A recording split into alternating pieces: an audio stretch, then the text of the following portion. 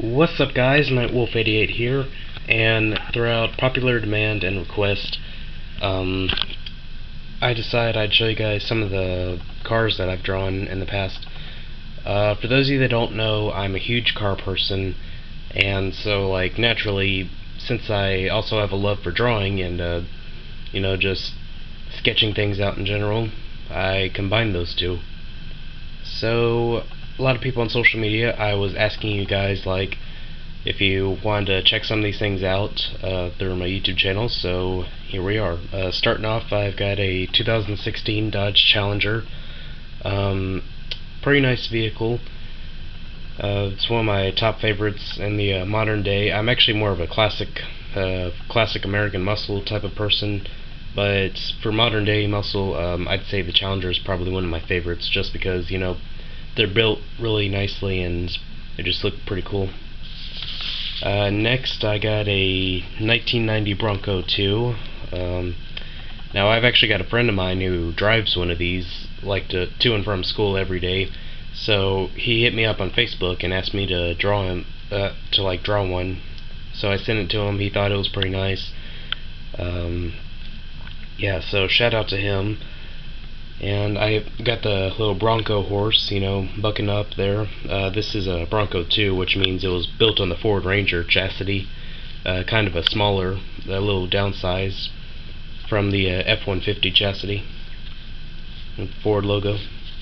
Next, this was also requested, a 1968 Chevrolet Camaro convertible, which, shout out to Justin, he actually requested this. This is one of his favorite vehicles. He's kind of a Chevrolet person. He's actually more into Volkswagens and Chevys from the 60s.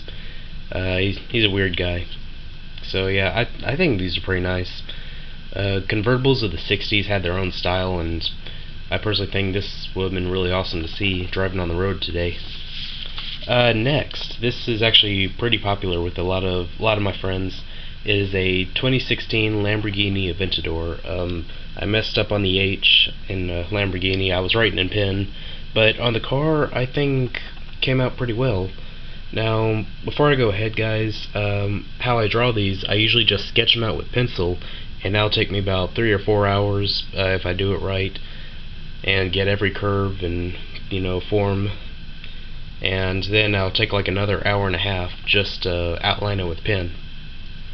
So got the little Lamborghini logo right here, the bull. So the Aventador is probably my top favorite Lamborghini. I'm not really that much into supercars, but I gotta say, if I had to pick one, and if money wasn't an object, I'd probably pick either an Audi 8 or a Lamborghini Aventador. Next is a 2007 Mustang, which someone in my family actually had one of these a while back. It wasn't a hardtop, it was actually a lime green convertible, and it was a 2007. I thought it was really cool. I was probably 6 years old when they had it, and it had the spoiler on the back. It was really awesome, guys. And whenever I rode in it with them, we always had the top down. This is actually a hardtop model, not a convertible, but still equally pretty cool. Next is a 1955 Ford F-1000.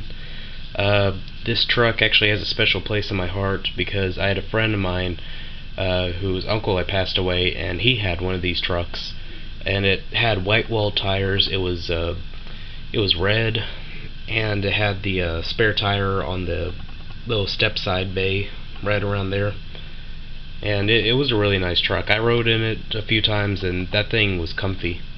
There's something about the 50s cars that just had the best interior, Next is one of my favorite cars of the 90s, 1996 Chevy Impala SS. This is just some of the cars that I remember a lot of people had when I was a little kid. It seems like a lot of people that I knew either had a Toyota Camry, a Dodge Caravan, a Honda Civic, or they had a Chevy Impala of the 90s to early 2000s. And these were seen driving all over Mississippi. They're still seen today. There's a bunch of them, and they were usually The ones you see today are usually like people that buy them used and secondhand, and they just have them fixed up with the chrome wheels and the dual exhaust systems. They were beautiful cars. These things practically had pickup truck engines just under the hood, like, so it was a powerful, especially if you were using it as a family car. Back on a 50s car, 1958 Plymouth Fury. Now, those of you that have seen the movie Christine will recognize this car, because Christine herself was a 58 Fury, and I think these were really awesome, guys. Plymouth and Chrysler in general, they were coming up with some different designs, and I think these things were really unique. With the transmission style, as well as the way the tail fins were. You know, Chevrolet and Ford, they had some looks about like that with the tail fins in the back, and the two-tone paint job with the chrome and the white roof and everything. Chrome wheels, it was awesome, guys. And everyone remembers a classic V just sitting up on the grill. Next, 2013 Camaro. Once again, I'm more for American muscle from like the classics, but if I had to pick a Camaro from like the 21st century, it'd probably be a 2010 to 2013 type. I like the 2017s, they're okay I guess, but I like the 2013s, the way they look up front with the lights and the grille and the tail lights. There's something about them that I like. Next is a 1988 Ford Crown Victoria. I don't know what it is with me and like long cars with powerful engines, but you know, the 88 Crown Victoria, pretty much like anything from 82, I think, 82 all the way up to 91. These were known as the LTD Crown Victorias, which were really, they were long sedans. They were used for police cars, I think. And they were long sedans. They were really powerful. Once again, like the Chevy Impala from '96, these things practically had truck engines just sitting under the hood. So yeah, really nice car.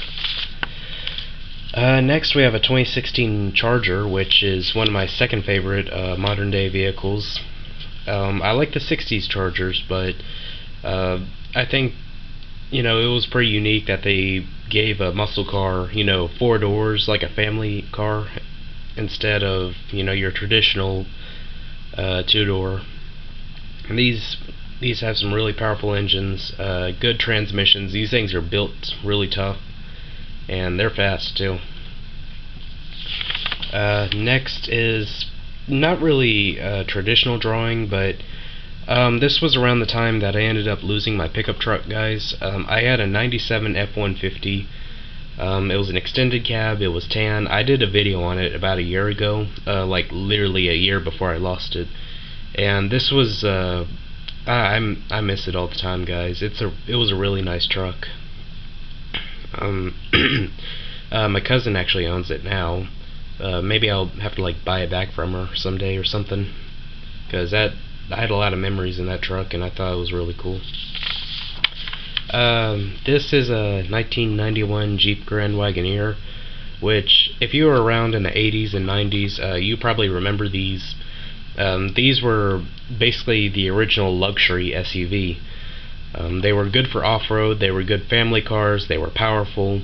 They had the wood paneling on the side, which was really unique. It was more like a station wagon kind of look. But I think these things were really cool. I got a friend of mine, he's got like an 89 Wagoneer, and these things are pretty nice. Had the fog lights on the bumper. Definitely had that touch of the 80s and 90s that you just don't see on sport utility vehicles today.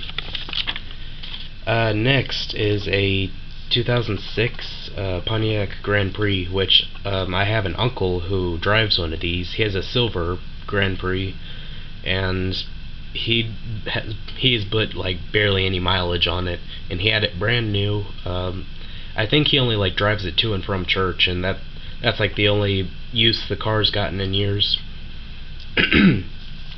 Like ever since he had it. He also drives an '88 Ford Ranger. Last on our list is a 1969 Lincoln Continental Mark III, which I think these cars, going back on the big, long V8, these things were built to last. They were made of all-American steel. Heavy cars, but these things were also fast for their time. It was 1969. If you had this in your driveway, people automatically thought you were either a pimp or you were rich. Maybe even both. But yeah, they were really nice cars. They had the hideaway lights, where if you don't know what hideaway lights are, basically you hit the ignition and these little doors would slide open and they would expose the headlights.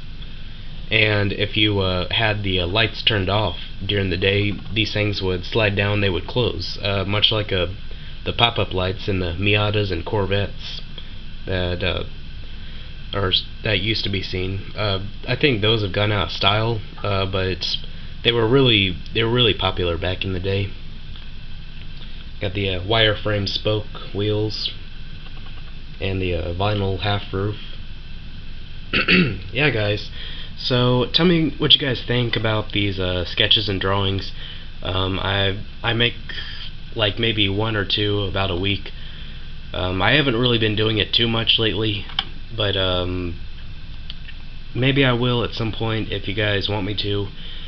If you like this video, give it a thumbs up. If you like the drawings, give that a thumbs up. And if you like the content on my channel, please subscribe. And with that all being said, guys, Nightwolf88 out of here.